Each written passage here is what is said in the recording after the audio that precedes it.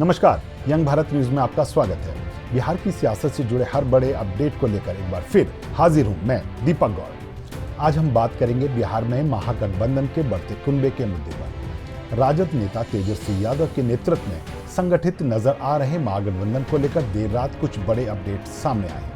पहला update AIMIM प्रमुख असदुद्दीन ओवैसी से जुड़ा हुआ है, तो दूसरा कभी एनडीए के साथ रहे राष्ट्रीय लोक जनशक्ति पार्टी के प्रमुख और चिराग पासवान के चाचा पशुपति पारस से जुड़ा है। चलिए आपको बिहार की सियासत में हुई इन हलचलों की विस्तार से जानकारी। असल में AIMIM प्रमुख ओवैसी की पार्टी ऑल इंडिया मजलिस ए इत्तेहादुल मुस्लिमीन ने एक बड़ा राजनीतिक फैसला लेते हुए राष्ट्रीय जनता दल सुप्रीमो लालू प्रसाद यादव को एक पत्र लिखकर महागठबंधन में शामिल होने की इच्छा जताई है। AIMIM की बिहार इकाई के अध्यक्ष अख्तरुल ईमान ने लालू यादव को लिखे पत्र में साफ किया है कि पार्टी बिहार में सेक्युलर वोटों को एकजुट करने के लिए प्रतिबद्ध है। लालू यादव को लिखे अपने पत्र में उन्होंने लिखा कि 2015 में AIMIM बिहार में सक्रिय रही और हमेशा से हमारा लक्ष्य सांप्रदायिक ताकतों के खिलाफ सेक्युलर वोटों को बिखरने से रोकना रहा है। इतना ही नहीं, AIMIM ने इस पत्र के माध्यम से अपनी बात रखते हुए कहा कि पिछले कई चुनावों में हमारी पार्टी ने महागठबंधन का हिस्सा बनने की कोशिश की, लेकिन वह प्रयास सफल नहीं हो पाया। अब एक बार फिर पार्टी ने आरजेडी के सामने अपना मुद्दा गंभीरता से रखा है, जिससे साफ होता है कि बिहार में विपक्षी एकता की नई संभावनाएं पैदा हो रही है। बहरहाल, बिहार विधानसभा चुनाव में AIMIM का महागठबंधन में शामिल होना राजनीतिक समीकरणों को पूरी तरह बदल सकता है। विश्लेषकों का मानना है कि अगर आरजेडी और AIMIM के बीच कोई गठबंधन होता है तो यह दलित मुस्लिम वोट बैंक को मजबूती से जोड़ने का काम करेगा, जिससे एनडीए के लिए चुनौतियां बढ़ सकती। हालांकि आरजेडी की ओर से अभी तक इस मुद्दे को लेकर कोई आधिकारिक प्रतिक्रिया सामने नहीं आई है। राजनीतिक जानकारों का कहना है कि लालू यादव और तेजस्वी यादव इस प्रस्ताव पर गंभीरता से विचार कर रहे हैं, क्योंकि बिहार में मुस्लिम वोटर्स की अहम भूमिका होती है। तो चलिए अब दूसरे बड़े अपडेट की जानकारी आपको देते हैं। असल में खबर है कि राष्ट्रीय लोक जनशक्ति पार्टी के प्रमुख पशुपति पारस ने साफ कह दिया है कि उनकी पार्टी अब एनडीए का हिस्सा नहीं रहेगी। इतना ही नहीं, आगामी विधानसभा चुनाव में वे महागठबंधन के साथ मिलकर चुनाव लड़ेंगे। पशुपति पारस के इस फैसले ने बिहार में महागठबंधन के कुनबे को और बड़ा कर दिया है। पटना स्थित अपने कार्यालय में पत्रकारों से बातचीत करते हुए पशुपति पारस ने कहा कि राष्ट्रीय लोक जनशक्ति पार्टी का अब एनडीए से कोई संबंध नहीं है। हम जल्द ही महागठबंधन में शामिल होंगे। मैं तेजस्वी यादव से मिलकर अंतिम फैसला लूंगा। उन्होंने यह भी स्पष्ट किया कि मेरी पार्टी महागठबंधन की समन्वय समिति के अध्यक्ष और विधानसभा में नेता प्रतिपक्ष तेजस्वी यादव के साथ मिलकर ही चुनावी रणनीति तय करेगी।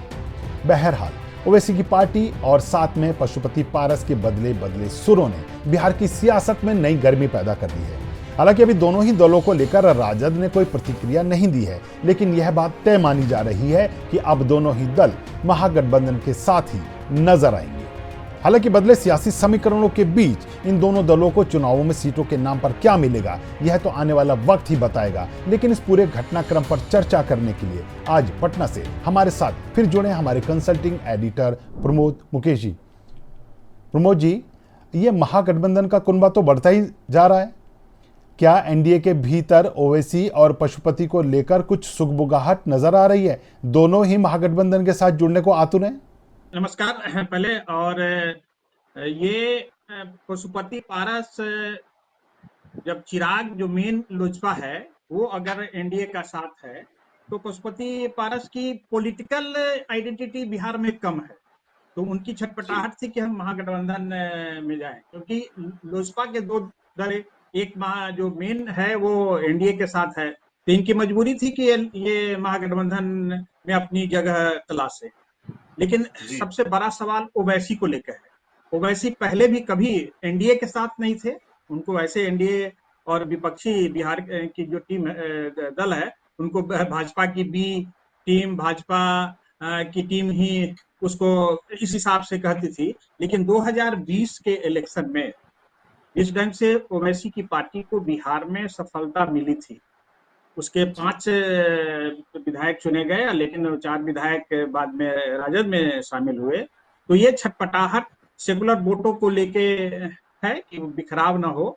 और ओवैसी की पार्टी चाहती है कि हम महागठबंधन के पार्ट बने। इसी सिलसिले में उन्होंने एक पत्र भी लिखा और इच्छा जाहिर की है।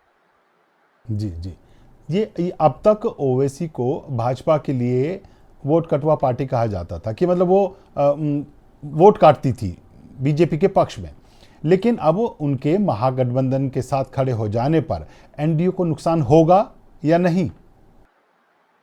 निश्चित रूप से होगा, क्योंकि अगर ये महागठबंधन की ताकत बढ़ेगी, ओवैसी किस ढंग से महागठबंधन में ओवैसी की पार्टी का एडजस्टमेंट होता है ये तो भविष्य में बताएगा।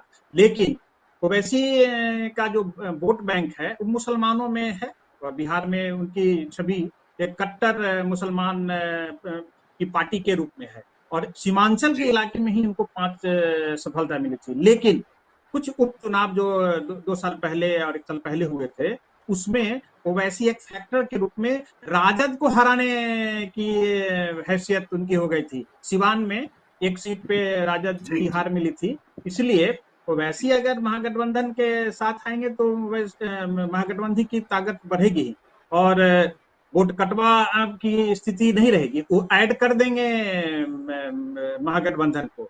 इसलिए एनडीए के जी सामने तो एक चैलेंज रहेगा। एनडीए तो चाहेगा कि जी ओवैसी इंडिपेंडेंट रहे, महागठबंधन के साथ ना जाए, इसके कि तीनों दलों में जो वोटों का बिखराव हो वो एनडीए को फायदा हो इससे।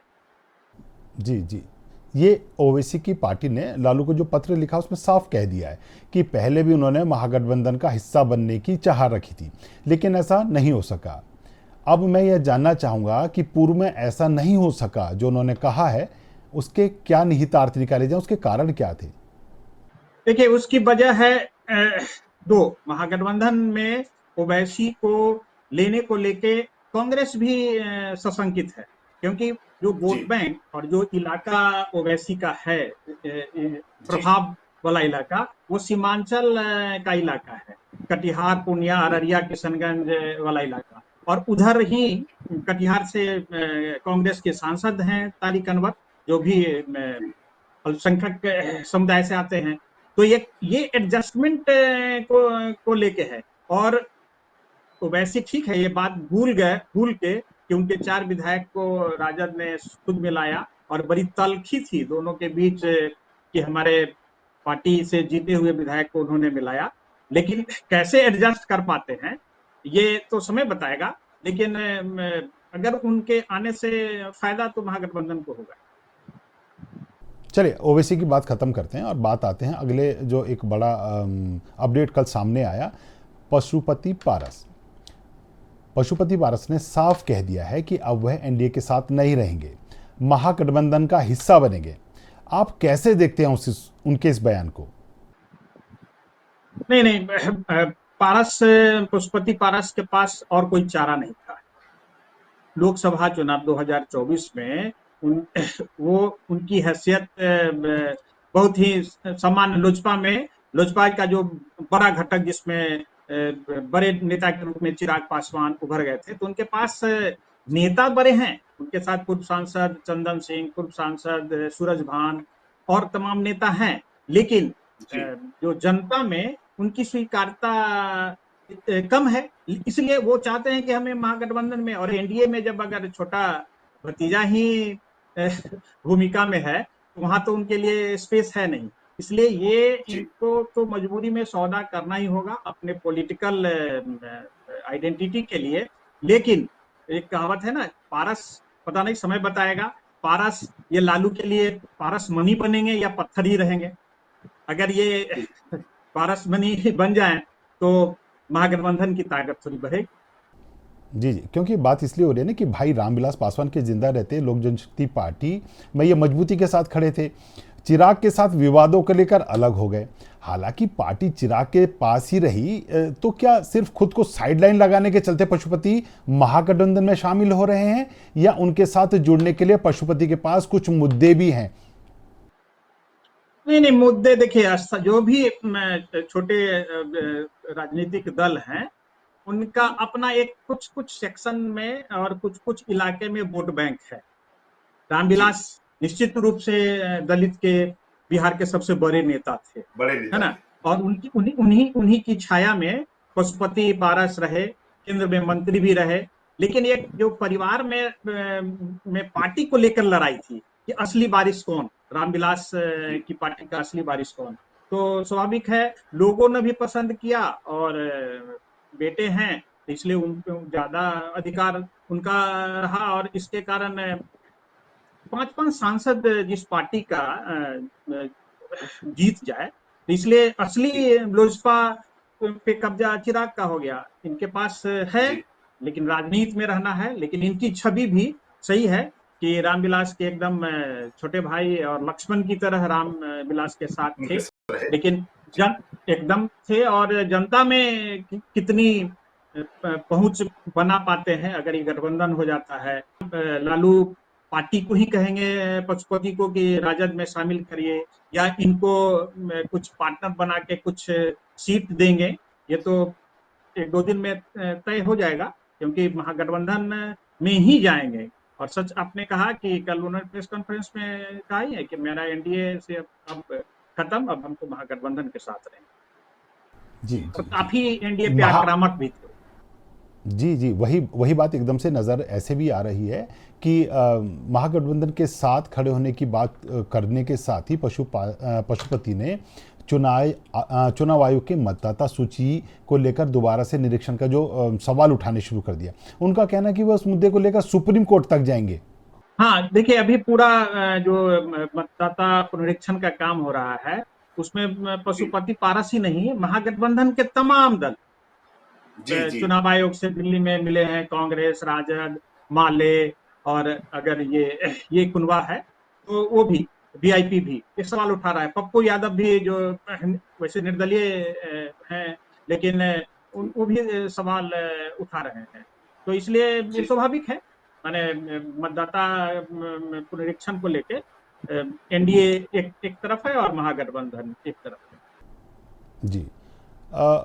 तो महागठबंधन के इस बढ़ते कुनबे ने ये तो साफ कर दिया है कि आने वाले दिनों में वो एक बड़ी मजबूत टीम एनडीए के सामने बनके नजर आएंगे। पर एक सवाल, चुनावों के समय में एकजुट होकर ये सभी लोग मोदी और नीतीश को सत्ता से दूर रखना चाहते हैं, मगर क्या तेजस्वी यादव या लालू इनको अभी स्वीकार करेंगे? क्योंकि पार्टी के भीतर अभी बहुत सारी, और महागठबंधन के भीतर अपनी बहुत सारे टकराव अभी वैसे ही चल रहे हैं सीटों को लेकर और अन्य कई मुद्दों को लेकर। तो क्या इनकी स्वीकार्यता होगी? क्योंकि अभी इस तरह से कोई आधिकारिक बयान नहीं आया कि इनको महागठबंधन में शामिल किया ही जाएगा। नहीं, ये तो ठीक है। पशुपति पारस अगर शामिल होंगे तो ये छोटा दल है, ये तो 2-4 सीट अगर इनको मैंने वास्तविकता में जो प्रैक्टिकल इनकी हैसियत है उस हिसाब से मिलेगा तो ये हो जाएगा। मेन सवाल ओवैसी को लेकर है। ओवैसी जी की राजनीतिक महत्वाकांक्षा बिहार में प्रसार की है। जी 2020 में उन्होंने 20 जगह पे चुनाव अपने लड़ा। उम्मीदवार देखे सीमांचल थे। में जी 14 जगह पे सीमांचल में वो उम्मीदवार खड़े, 5 में सफलता भी मिली।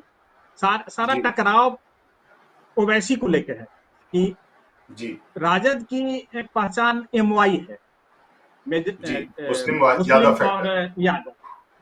जी कांग्रेस की पहचान मुस्लिम और दलित और पिछड़ा। अप्रकाश जी या पिछड़ा वर्ग को लेके है।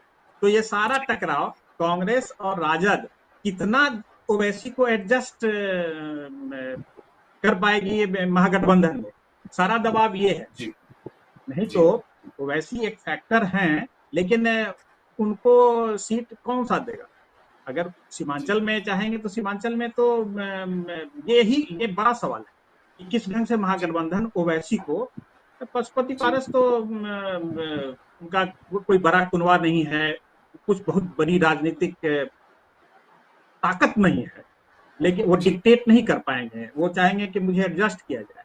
लेकिन अभी भाषा जरूर ओवैसी की है कि हमें को सेकुलर वोट को बंटने नहीं देना चाहिए और हमको एनडीए को बाहर सत्ता में करना है। लेकिन वो कम सीट पे उनकी महत्वाकांक्षा है ना। अब उनकी अगर जी अकेले लड़ेंगे तो उनकी प्लानिंग 50 सीटों पे लड़ने की। लेकिन अगर अगर 50 सीट पे वो लड़ना चाहते हैं, 60 सीट पे हमारे वीआईपी के मुकेश सहनी लड़ना चाहते हैं, कांग्रेस जितना पिछले बार लड़ी थी उससे कम होना ही नहीं चाहती। आखिर कहाँ से महागठबंधन में किसको किसको लालू जी एडजस्ट करेंगे, ये बड़ा सवाल। ये 200 से ऊपर सीटें तो सहयोगी दल ले लेंगे, तो जो सबसे अच्छा जिसका ट्रैक रिकॉर्ड रहा है, इवन जो बीजेपी से भी एक सीट ज़्यादा लेके आई थी राजद, ये राजद को क्या सीटें मिलेंगी फिर? तो इनके अंदर आने वाले दिनों में ये टकराव नजर आएगा, क्योंकि पुरानी कहावत जो हमने अपनी एक रिपोर्ट में पीछे भी कही थी कि जो सिनेमा में जो दो हीरो भाई नजर आते हैं, असल में वो धुर विरोधी रहते हैं ग्राउंड पे। और राजनीति में जो दो धुर विरोधी नेता कहे जाते हैं, वो किस दिन साथ बैठ जाएं और किस दिन भाई बन जाएं, कोई नहीं कह सकता। एकदम आपने सही कहा। और अभी की जो राजनीतिक महागठबंधन हो या एनडीए हो, कल जो एनडीए के 2020 में जो एनडीए के साथ थे, आज पता चल रहा है महागठबंधन के साथ हैं। महागठबंधन में उपेंद्र कुशवाहा जो किसी भी गठबंधन में नहीं थे, तीसरे फ्रंट में थे, आज वो महागठबंधन वो एनडीए के साथ है। जी, इसलिए ये खेल जब तक कि फाइनल अनाउंसमेंट ना हो जाए, सीटों के को लेकर सहमति ना बन जाए, ये तो चलेगा बिहार में। जी, क्या आपको कुछ ऐसा नजर आ रहा है कि सीटों का ऐलान होने के बाद एक बार फिर से कुछ रीशफलिंग हो सकती है? कुछ असंतुष्ट खेमों के और असंतुष्ट दलों के लोग और नेता, क्या उसके बाद भी कुछ लास्ट टाइम पर कुछ गिमिक होगा बिहार में? ऐसी आशंका तो बहुत ज्यादा है। एकदम होगा। और आप देखिए, कल ही केजरीवाल जी ने घोषणा की है कि हम 243 सीट पे लड़ेंगे। तो 243 सीट पे लड़ेंगे तो उनको 243 सीट में उम्मीदवार भी नहीं मिलेंगे, तो वो उम्मीदवार कौन होंगे? इनको टिकट वादा किया हो राजद से, कांग्रेस से, जदयू से, भाजपा से, तो वैसे तो तत्व आपको मिलेंगे। कुछ तो जनसुराज वैसे अपनी घोषणा के अनुसार ही कि हम तो पहले अनाउंस अपने कैंडिडेट को कर दिए हैं, लेकिन निश्चित रूप से जिनका टिकट कटेगा, जिनकी उम्मीदों पे पानी फिरेगा, वो तो दल बदल करेंगे ही। और निर्दलीय भी, कई कुछ लोग तो निर्दलीय भी, और बिहार में तो बहुत सारे बाहुबली भी जीतते रहे हैं। वैसे आप तो बाहुबली का वो कल्चर नहीं रहा, लेकिन एक समय काफी बाहुबली भी जीतते थे। पर ये केजरीवाल की एंट्री ही इस बार एनडीए के लिए राहत लेके आ सकती है, क्योंकि जिस तरह से एनडीए के कुछ पुराने साथी और एनडीए के फेवर में नजर आने वाले कुछ दल महागठबंधन के साथ जुड़ रहे हैं, तो केजरीवाल अगर 243 सीटों पर अपने उम्मीदवार वहां उतारते हैं, तो कुछ तो डेंट वो महागठबंधन को लगाएंगे ही। केजरीवाल की पॉलिटिकल माने कोई संगठनात्मक स्ट्रक्चर बिहार में है नहीं कहने के लिए आप, और इसलिए बिहार में कितना वो इम्पैक्ट छोड़ पाएंगे ये तो वक्त बताएगा। लेकिन अगर कुछ कैंडिडेट वैसे जो आपने कहा ना कि अगर महागठबंधन के वैसे कुछ दमदार नेता उनके साथ हो जाए, तो अगर वोट काटेंगे महागठबंधन का, तो एनडीए को लाभ मिलेगा। ये वोट कटवा के ही स्थिति में केजरीवाल अगर बिहार में अगर 243 पे लड़ेंगे तो उनकी स्थिति रहेगी। नहीं तो ये ऐसा तो बहुत ज़्यादा ये भी नज़र आ रहा है कि जन स्वराज जो पार्टी है, उसका जो अपना वोट बैंक अब तक का नज़र आ रहा है, वो भी डेंट तो राजद को ही लगाता नज़र आ रहा है, या महागठबंधन को डेंट लगाता नज़र आ रहा है? आप किस नज़र से देख रहे हैं?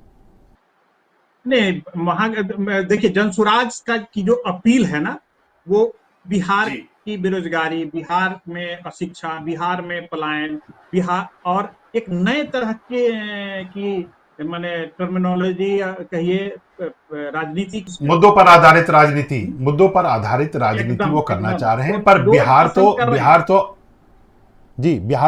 तो चर्चित है अपनी, बिहार और यूपी में तो ये बहुत ज़्यादा है कि यहाँ राजनीति चुनावों के आते आते तक वो धर्म आधारित हो जाती है, जाति आधारित हो जाती है। एकदम आपने सही कहा, क्योंकि सारी जो परीक्षा की घड़ी है, चाहे जनसुराज हो या केजरीवाल हो, केजरीवाल भी पूरी राजनीति अपने मुद्दों से भ्रष्टाचार के खिलाफ किया था। बिहार में एक नई राजनीति की पहल जनसुराज की ओर से है, लेकिन लोग उनकी सभा में पहुंच रहे हैं, उनकी बात सुन रहे हैं, बात अच्छी भी लगे, यूथ में अपील भी है। लेकिन काश ये टेम्पो, ये जो मोमेंटम है, आते आते जो आपने तो कहा कि बिहार और यूपी में बना लेके रहे। कि धर्म और जाति का जो असर है वो इस पे अगर दिखाया तो सही। असली परीक्षा जन स्वराज की तो अब है, वो तो मैंने पहले भी मेरी मान्यता है कि वो कोचिंग अच्छा दे रहे थे, लेकिन खुद अब मैदान में वो अब उनको प्ले करना है, खेलना है।